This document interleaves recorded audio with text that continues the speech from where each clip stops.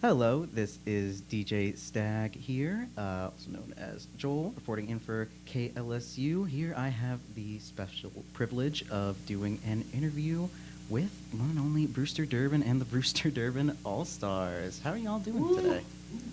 Good. We're doing good. Unless anybody's not doing. I think we're all doing great. Oh, yeah. Feeling great. Yeah, no, nice of y'all to come out. I had just heard about y'all wanting to do this live room, and I thought I'd rather hop on the opportunity, dust off some interviewing skills since it's been a little bit. And just, I had previously heard a recommendation from you guys from a friend a couple of months ago. So I got the chance to listen to Rookie and, definitely enjoyed that as well. So I was just, pleasantly surprised to really get into this. So I guess, for, kind of throwing a softball first, just to ease us off, what would you, classify yourselves, if you had to, give yourselves any sort of, genre label on Spotify, from what I've seen, it was, Southern New Wave, and, I could definitely hear that bleeding into there, but, would you say there are other, elements you would, toss in there? Yeah. So I call my music Southern New Wave, not necessarily meaning that it sounds like 80s New Wave music, but I like the French New Wave, where it was just in the 60s, a bunch of French film directors were we want to do our own thing, totally different from the studio system, so they just called themselves a French New Wave. Well, I don't know if they called themselves that, but that was my idea behind that name. But I take a lot of inspiration from my music from 2000s indie rock, like The Strokes and my favorite artist Sufjan Stevens, and then I tried to mix that with newer production styles, newer, more modern electronic type production styles, stuff like Porter Robinson and the 1975 stuff. So yeah. Yeah, I was gonna say I don't know, maybe it's just because I hadn't or I had just came off of listening to that recent album that he put out last year. But listening to this, I was like, yeah, the vocals or the electronic elements mixed in are kind of almost doing a Porter Robinson thing. Maybe not as heavy on the electronic, but I can definitely hear a bit of that influence bleeding through. A lot of indieisms. I mean, hell, the person that I was conversing with when getting to get familiar with your line of work, we were first talking about Black Country New Road, and that was another point of influence that I can here and there with some of the indieisms, some of the saxophone playing and everything as such. So it's got a wonderful mesh of influences there. But I guess what really kept me really hooked, and what many have noted, is that yeah, you are really great at weaving together these narratives and this larger story at play within Rookie. I mean, it's a pretty ambitious story to take on, even if it's relatively low key for being the sort of urban legend that you kind of made for yourself. Yeah, if you sure. So for those who are unfamiliar, my album is called Rookie. It is a concept album about this fictional UL Lafayette football player who is named Rookie, who after winning the biggest game in UL football history, catching the game-winning touchdown, he catches the ball, runs out the end zone, off the field, out into the tunnel, out into the world, and then he's never seen again. And then he sort of becomes a myth or urban legend. And the legend is that he ran all the way from Cajun Field into the Louisiana Delta. And so the album kind of loosely starts at Cajun Field, ends at the Delta, and sort of is about this fictional player. Loosely, but it uses that storyline to go into different themes of stuff myth, home, and loss or grief and stuff like that. And a lot of the imagery, not just on the songs off that record, but with your other singles like I-10 Sniper, are so very much rooted in common southern isms down here in South Louisiana, all the way from Lafayette to the South Shore, that if you're from the area, you have a strong resonance to them all the more. I mean, there's plenty of that in Rookie. I mean, how do you feel you got to be so good at doing what you do as far as storytelling, getting these very specific elements and making them, I guess, relate all in some way in like one greater piece. So my favorite album of all time is Illinois by Sufjan Stevens. And so in that, I mean, it's loosely an album about Illinois, but if you actually, read into the lyrics, there's all these personal narratives weaved in with like this greater backdrop of American geography and history and legends and stuff like that. So when I was making the album, I tried to make sure that whatever sort of regional or like Louisiana reference I was drawing on, I was kind of weaving in a more personal story that you could relate to even if you didn't understand all the Louisiana references. And so it's just like superimposing yourself onto this wider historical narrative that I think is a cool way of writing, and I try to emulate that in my music.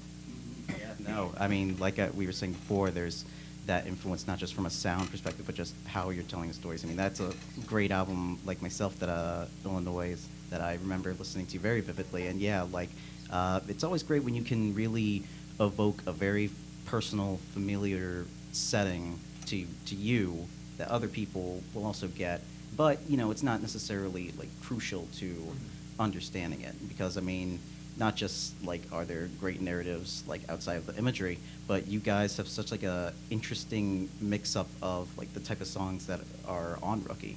Like there's songs that take a bit more of like a thematic, like emotional kind of tone. Others are a bit more straightforward in their electronic elements that's juxtaposed nicely with like a lot of the indie songwriting. I mean, like it's a very varied album. I remember, I'm trying to remember, New Orleans Dreaming. That one was one where I was like, okay, like it's an interesting bit of a detour here, because we're going into something that's like a bit more R&B, like trap influence, and then like getting further into the electronica, like just the shift of that track. So it's clear that you've got a bit more aces up your sleeve than like is initially led on here. And like I don't know, I was wondering like what would you feel like is up with that as far as where to go next with like this sort of sound? I mean, are you guys comfortable with like the sound you've created thus far? I mean, it's pretty diverse. Yeah, Rookie is pretty varied. I feel like the first half kind of keeps like a uniform sound, and then like around the midway point it starts detouring. I feel like that's mostly because I made Rookie, from the span of like summer 2022 to its eventual release in May 2024. So it took a long time to make, because I was trying to figure out what I wanted to say and like what I wanted the sound to be like. I do think it's cool to have like varied sounds, and I still like to be varied with the sound, but I think going forward I'm trying to streamline it a little bit more, and make sure that the like I feel like in order to get a sense of like the kind of music that we play, I'm like, oh, you got to listen to this and this and this. I'd like to just be like, okay, listen to this, and then you'll understand. Right.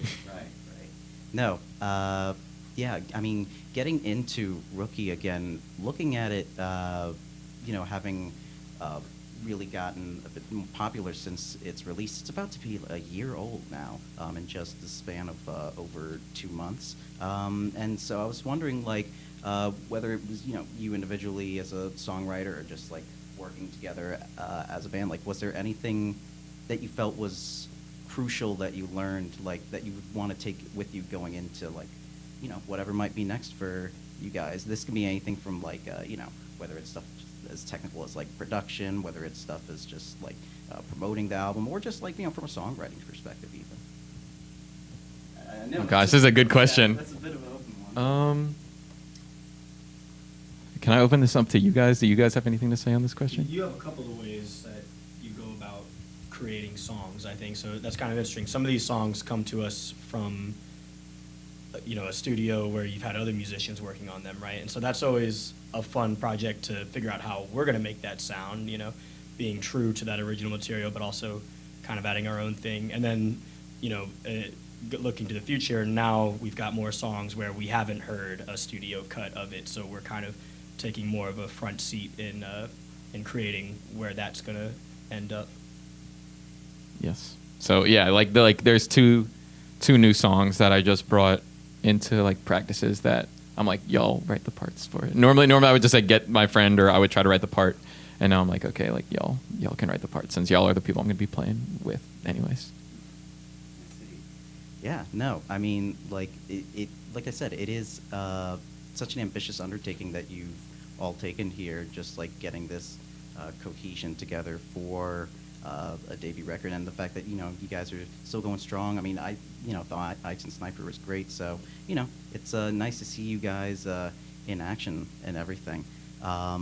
Even then, like I feel like there are still things here and there that I like learn, I guess, about whether it's the music or just like about the band at hand. I mean, it was literally, I remember getting or going with a friend to a concert like a couple of weeks ago. It was a Jeff Rosenstock concert all the way in Tipitina's, and we had been talking about like some of the newer groups performing at the fundraiser kickoff. For those who don't know, Brewster Durbin Company will have the privilege of course, performing at the fundraiser kickoff March 8th, which will be very much exciting, along with Evie Richard, Sunscape, Izzy, and Kitchen Sink Water. So that's going to be most definitely fun. I had to plug that in there. But the point was that we had been talking about it, and I hadn't even realized that, like, you were at all, of course, and I'm sure you get a lot, related to, of course, one Mr. Scott Durbin, which, I mean, me personally, I feel like I was behind just on even realizing so many things about Imagination Movers and Durbin himself. Like I didn't even I only realized like a year or two ago that they were local to here. I'm like, wait, what we have like these people just like kind of chilling out and whatever. I mean, it's nice to know. But I guess like going from that, growing up in that sort of like creativity, I guess, was music and like just your songwriting chops something that came to you like with age and just like somewhat naturally, or was it a thing that you kind of had to like go out and seek more of, I guess, if that makes any sense? Like how, I guess, did you grow up with music? What was it like, and how that influenced you? Okay, yeah. For those who don't know, my dad is Scott Durbin. He's a professor at UL, and he was in the children's band Imagination Movers. But I guess growing up, it was sort of like a, I have a sibling. I have a sister. She doesn't do music, so it definitely was a choice that I made. But like I grew up hearing music in the house. It was mostly like 80s new wave. It was like the Smiths and like Depeche Mode and like REM was like what my parents would play, and then like they would listen to Alt Nation and Sirius XM. So I would hear all the college radio stuff. Like it took me until I was like probably 15 to realize that not everybody in the world knew who Vampire Weekend was. I thought they were like a world famous band that like everybody knew who they were. But no, I was in my, that was because my parents played them so much and they were on the radio so much. But yeah, did that answer the question at all? I mean, no, it sounds like a really nice little musical like bubble of influences to have, because so many people, myself included, like they don't have the privilege of growing up with like these very specific like niches or like artists that they were really dug into. Like I mean, for me it was like a lot of grunge. For me it was like a lot of that like more hard rock, straightforward stuff. So I don't know. It's just nice to really like see where that I guess develops down the line, from where we come from. But as far as like the now, would you guys see yourself like for future recordings having any sort of collaborations with like anyone or like anyone you've been looking forward to work to? From what I understand, the only feature aside from you guys on Rookie was DSI Boys on a was it Maestro or No, was Sportsman Paradise. Sportsman Paradise? Yes. So yeah, I was just wondering if there were any names off the top of your head that you would like to mesh sounds with. Off the top of my head, probably like I know. I'm not gonna say what it is, but I have the next album. Like I know exactly what it's going to be. So I know like the sound I want, and I know the stories that I want to tell. As of now, no planned collaborations. We're gonna go into the studio, which I didn't do for Rookie. It was all like home recorded. At some point, we're going to go into a studio and do some studio recording. If I could get a dream collaborator on the album, how big can I dream? Great question. If anybody knows who James Ivy is, I would love if James Ivy was on the album. And then, Why is Blood? Oh, that's a really good one. Yeah, no. Been a bit since I counted up some Wise Blood, but I could hear the sounds meshing well. That'd be nice. Oh, yeah.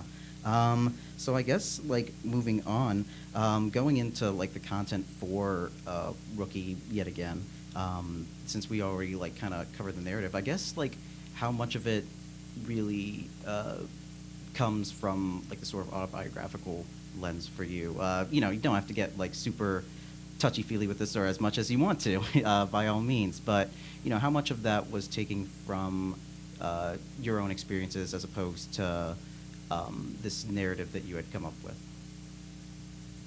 I would say it is autobiographical to an extent. There's like End Zone is the most autobiographical it gets, pretty much. That on that song specifically, I was inspired by the song "Ben's My Friend" by Sun Kill Moon, where he's just like talking about his day, like the random stuff he was doing his day. I was inspired by that song for End Zone. And then there's stuff like Big West, which like it was about my like personal relationship, and then like Goalposts is low-key about dying. So if you can read into the lyrics there and see that sports comparison, which is a weird thing to say, but